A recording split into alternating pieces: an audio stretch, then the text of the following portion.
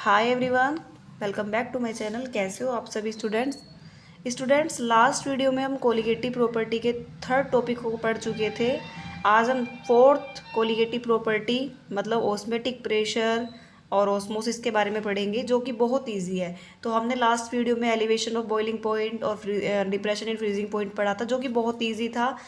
आप अगर 1 मिनट में आपको समझ में आ जाएगा। सेम ऐसे बेटा ये टॉपिक है ऑस्मोसिस एंड ऑस्मेटिक प्रेशर, जो कि बहुत ही ईजी और आप एक बार में समझ लेंगे। इसको यहाँ पर देखने की भी ज़रूरत नहीं है, बस आप ऐसे ही सुनेंगे तो भी समझ में आ जाएगा। और वीडियो को मिस ना करें, लास्ट तक देखें, क्योंकि बीच में मैंने बहुत सारी इंपॉर्टेंट चीज़ें बताई है।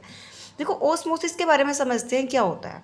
ठीक है, अब मान लो आपके पास कोई एक कंटेनर है, एक ऐसा कंटेनर है जिसमें बीच में सेमी परमेबल मेम्ब्रेन है। सेमी परमेबल मेम्ब्रेन, देखो यहाँ पर देखिए, आप डेफिनेशन बाद में पढ़िएगा, पहले आप यहाँ पर ध्यान दीजिए। देखो, ये कोई एक कंटेनर है जिसके बीच में सेमी परमेबल मेम्ब्रेन है।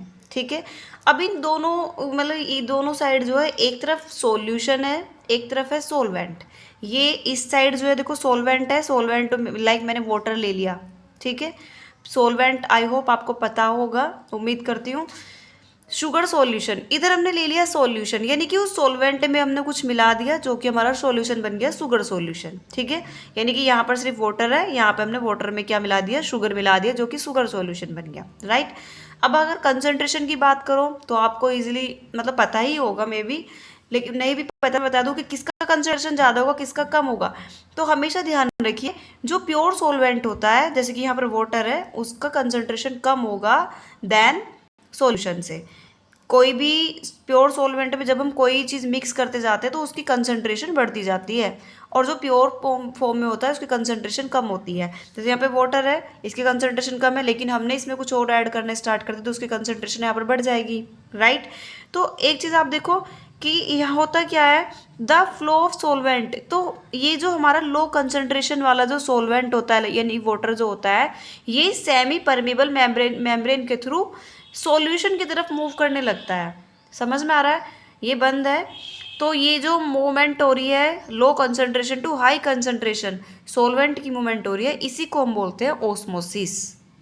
दोबारा समझ लीजिए, देखो, the flow of the solvent from its lower concentration to higher concentration through the semi permeable membrane, this process is called osmosis. बहुत ही ईजी है, आई होप आपको समझ में आ गया होगा।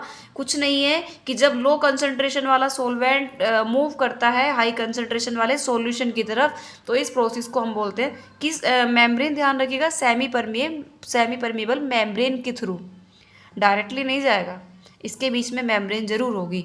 तो इस प्रोसेस को हम बोलते हैं ओस्मोसिस। इतनी बात समझ में आ गई। अब बात करते हैं ऑस्मेटिक प्रेशर के। देखिए यहाँ पर ही देखिए, यही प्रोसेस है ऑस्मेटिक प्रेशर की। डायग्राम दिखा देती हूँ आपको, देखो बिल्कुल सेम मैंने ऊपर वाला डायग्राम बनाया। देखो यहाँ पर क्या होता है, मतलब सोलवेंट है, जैसे पीछे नीचे अगर आप देखो तो यहाँ पर सोलवेंट था, ऊपर इधर सॉल्यूशन है, शुगर सॉल्यूशन ले लिया। राइट, वही चीज़ है कि कंसंट्रेशन जो हमारा लो कंसंट्रेशन वाला सोलवेंट है वो हाई कंसंट्रेशन की तरफ जा रहा है। तो मैं आपको बता दूँ, इसकी कंसंट्रेशन लो है, लो कंसंट्रेशन है, और इसकी कंसंट्रेशन हाई है। ठीक है, सेम वही प्रोसेस हो रही है। आप एक चीज़ देखो कि यहाँ पर प्रेशर की बात हो गई है, यानी कि यहाँ पर प्रेशर लगाया जा रहा है। किस पर प्रेशर लगाया जा रहा है, तो यहाँ पर जो हमारा सॉल्यूशन है, शुगर सॉल्यूशन है, यहाँ पर उस पर प्रेशर दिया जा रहा है। क्यों दिया जा रहा है, तो देखो डेफिनेशन सुनते हैं, देखते हैं। The pressure use to stop the process of osmosis, मतलब ऑस्मोसिस की प्रोसेस को रोकने के लिए जो प्रेशर लगाया जाता है उसको हम बोलते हैं ऑस्मेटिक प्रेशर। अब आप देखो हुआ क्या, प्रोसेस कैसे रुकी, तो देखो यहाँ पर ये हमारा सोलवेंट और सॉल्यूशन है। ठीक है, तो हो रहा सेमी परमेबल के थ्रू क्या हो रहा है कि हमारे सोलवेंट के पार्टिकल जो है वो मूव कर रहे हैं सोलवेंट की साइड, यानी कि low concentration to high concentration. लेकिन हमने यहाँ पर क्या किया, प्रेशर लगा दिया। देखो सोलवेंट पर, सॉल्यूशन पर हमने यहाँ पे क्या लगाया, प्रेशर अप्लाई किया। तो जैसे ही प्रेशर अप्लाई किया तो जो हमारे मॉलिक्यूल्स शुगर की तरफ मूव कर रहे थे, शुगर की मूव कर रहे थे, वो रुक जाएंगे, वो यहाँ पर जाने से रुक जाएंगे।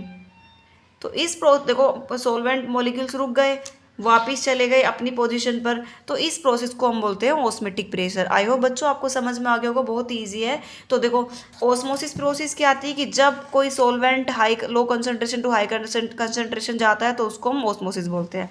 ऑस्मेटिक प्रेशर क्या होता है कि जो जा रहे हैं मॉलिक्यूल्स, इनको रोकने के लिए अगर हम यहाँ पे प्रेशर लगा दें तो ये मॉलिक्यूल्स रुक जाएंगे सॉल्वेंट के, तो इस प्रोसेस को हम बोलते हैं ऑस्मेटिक प्रेशर।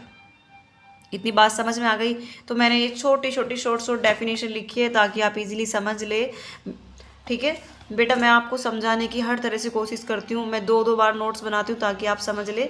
ठीक है, अब ऑस्मेटिक प्रेशर को थोड़ा आगे पढ़ते हैं। देखो ये बात समझ में आ गई, ऑस्मेटिक प्रेशर क्या है कि जब हम ऑस्मोसिस के प्रोसेस को प्रेशर द्वारा रोक देते हैं, प्रेशर के थ्रू रोक देते हैं, तो ये हमारा ऑस्मेटिक प्रेशर है। अब ऑस्मेटिक प्रेशर जो होता है वो प्रोपोर्शनल होता है मोलैरिटी के।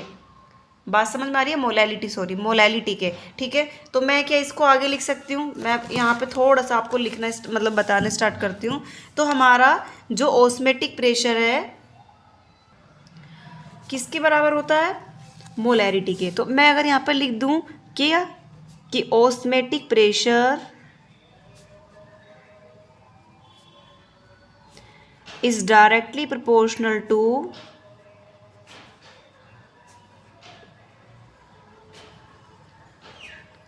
to the molality and temperature। बात समझ में आ रही है? अच्छा एक चीज़ और ध्यान रखिए, जो ऑस्मेटिक प्रेशर होता है इसको हम डिनोट करते हैं किससे? पाई से।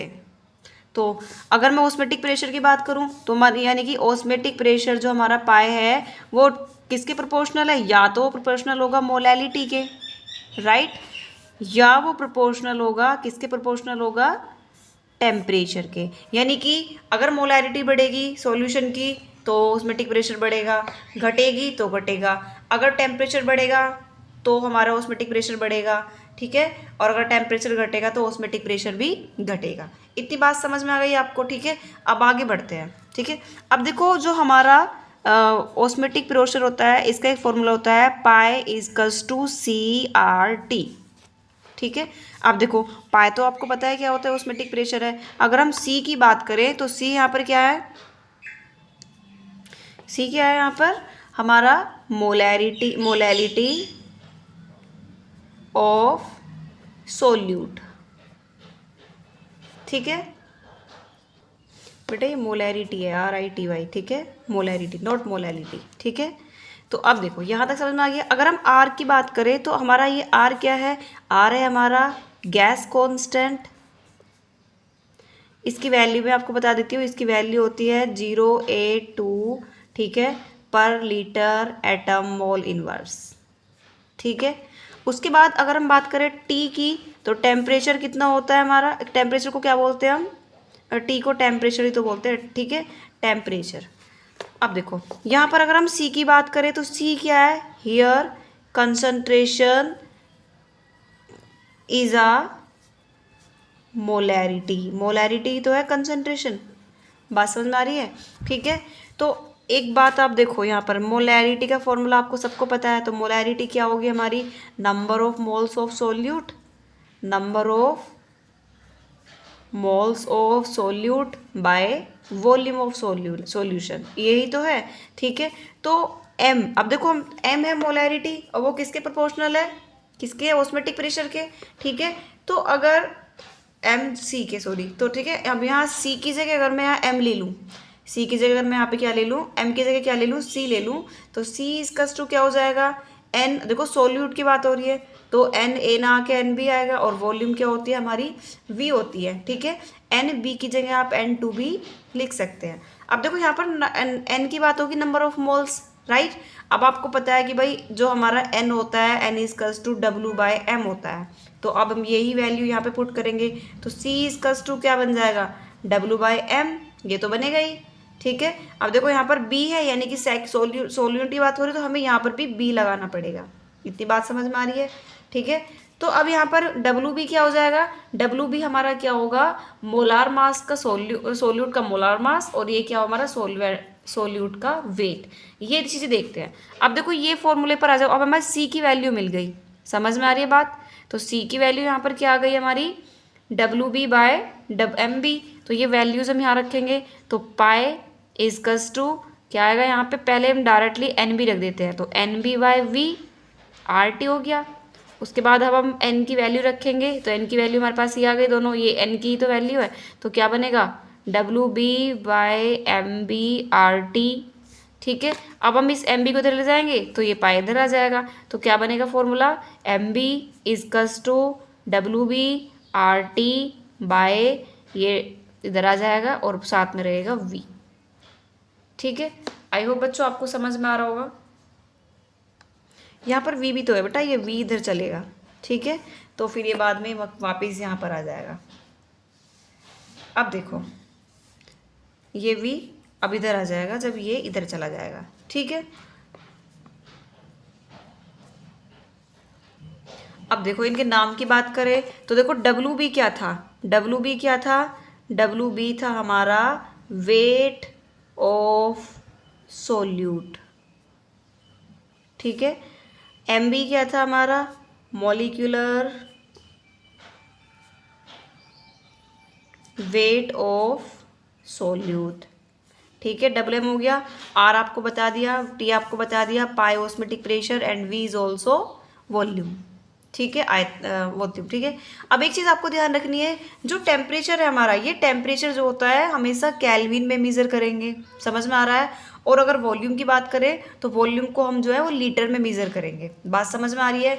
ठीक है, तो ये जो है हमारा ऑस्मेटिक मतलब ऑस्मेटिक प्रेशर निकालने के कुछ फॉर्मूले हैं। हो सकता है आपको ये यूज़ करना पड़ जाए, हो सकता है आपको ये यूज़ करना पड़ जाए, कोई भी।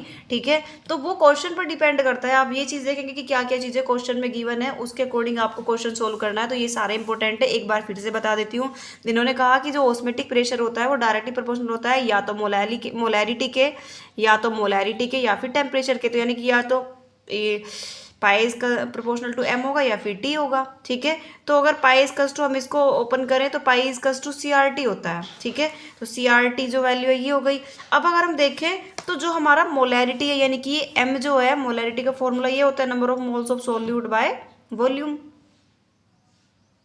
ठीक है, तो number of moles of solute को हम NB से डिनोट करेंगे, वॉल्यूम को V से डिनोट करेंगे। ठीक है, तो यहाँ पर देखो हमने यहाँ पर M की जगह C क्यों लिया है, क्योंकि C जो है देखो मोलैरिटी है सोल्यूट की, तो हमें यहाँ पर ये जो C है M की जगह C लिया, क्योंकि यही तो मोलैरिटी बता रहा है। समझ में आ गई बात?